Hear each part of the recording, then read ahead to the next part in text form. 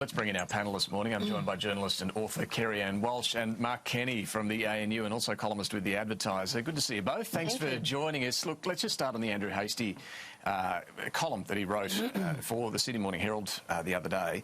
This is the line that created, well, the biggest stir. He argued the French believed their series of steel and concrete forts would guard them against the German advance in 1940, but their thinking failed them catastrophically. The French failed to appreciate the evolution of mobile warfare, and like the French, Australia has failed to see how mobile our authoritarian neighbour, China, has become.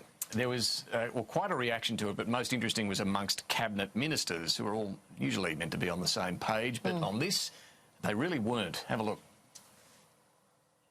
From my point of view, I didn't agree with that sort of comparison. I thought it was a bit clumsy and inappropriate. Well, there's no sense pretending that there's nothing to see here. We have concerns in relation to other nations within our Pacific region as well. I think that there is a danger in radical oversimplification of the relationships that we have both with China and with other countries in our region. I mean, Andrew is, of course, not a minister in the government, and Andrew's free to make comments that he wishes to make as a member of the backbench, and so, you know, he's entirely entitled to provide his perspective. Yeah, the Prime Minister, Josh Frydenberg, the Deputy Liberal leader as well, took more of a look. He's entitled to his view as a backbencher, didn't endorse or criticise what he had to say. Consistency does matter in politics. It matters arguably more in diplomacy and even more when you're dealing with China.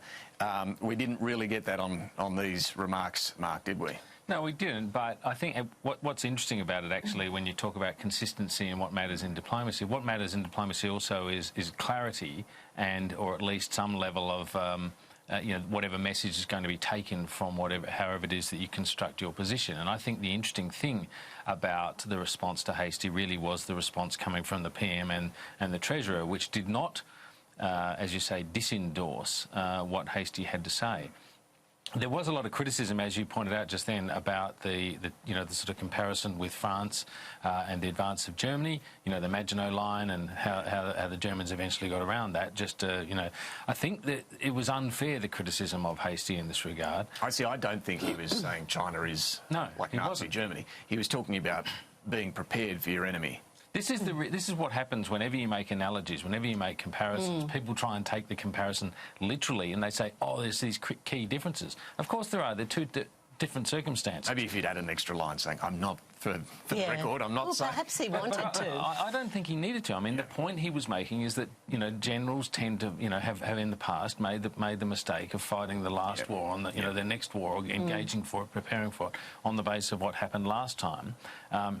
And Dave Sharma, the member for Wentworth, a former diplomat himself, has gone on Twitter overnight and made a number of very serious points, I think, supporting... He supports what Andrew Hastie has written here. And look, it's been put to me that it's not such a bad thing to have someone a little more forward-leaning like Andrew Hastie has been on this, preparing the public for this sort of debate, sending messages that ministers can't really, that's not necessarily a bad thing. And who knows whether or not he was given the I'm told he wasn't. Okay, wasn't given the go-ahead, but he certainly wasn't encouraged. I mean, I do not believe that something as important and controversial as that column wasn't run under the nose of the PMO. And I also think that it was possibly quite deliberate to insert something as controversial as the analogy with Germany in the Second World War. Because we're talking about it still 4 or 5 days later. And when you looked at the most viewed sections of newspapers throughout the week, that was up there with number one.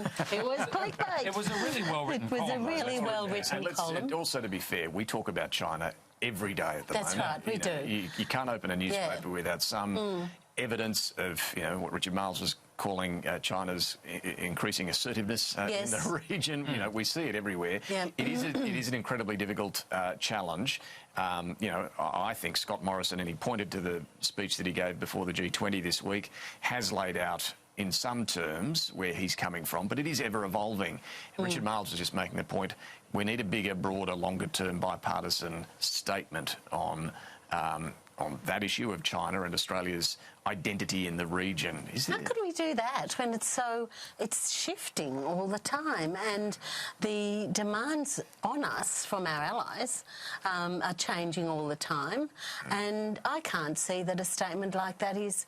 I mean, we've been making statements on Australia's role in the region for a very long time. Paul Keating was the first one that went there many moons ago. It seems to me it's the sort of thing you're going to say in opposition and be less enthusiastic about it in government. Probably. Probably right. Because the truth is that the devil here is in codifying anything like this. I mean, this is such a difficult problem, as you were just talking about with Paul Kelly, that how you actually balance this relationship, how you describe that balance is another level of problem again. It is in fact the management of a whole bunch of sort of competing imperatives and the need to sort of keep two parties happy, or at least convinced that your relationships with them are valuable and sort of balanced with integrity.